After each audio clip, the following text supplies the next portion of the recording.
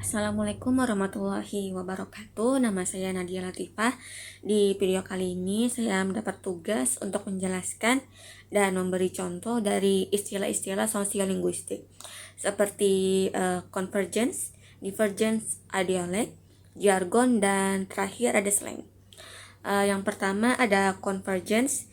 Jadi convergence itu ialah ketika seseorang menyesuaikan cara bicaranya agar mirip dengan orang lain.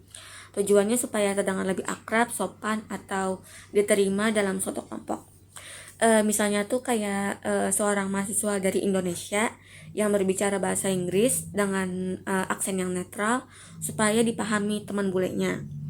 Atau ketika kita mulai menggunakan bahasa-bahasa gaul dengan teman kita supaya merasa lebih dekat. Yang kedua ada divergence. Divergence ini kebalikan dari convergence.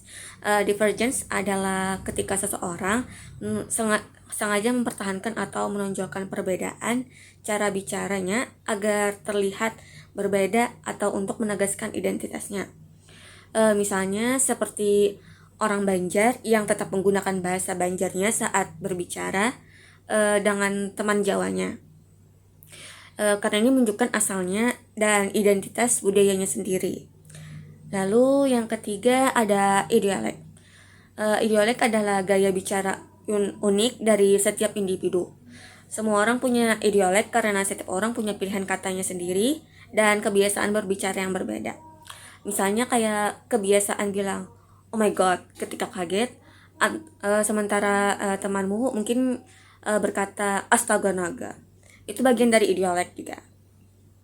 Yang keempat ada jargon. Jargon ini adalah bahasa khusus yang digunakan dalam kelompok atau profesi tertentu. Biasanya orang luar sulit paham kalau bukan bagian dari kelompok itu. Contohnya dalam dunia pergaman pasti ada kata GG. GG itu artinya good game. Juga dalam bahasa perkomputeran itu ada bug yang artinya kesalahan di program, bukan serangga. Kalau orang awam dengar mungkin mereka bakal bingung.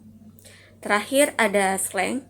Slang ini adalah bahasa gaul atau tidak formal yang biasanya digunakan oleh kelompok tertentu, terutama anak muda.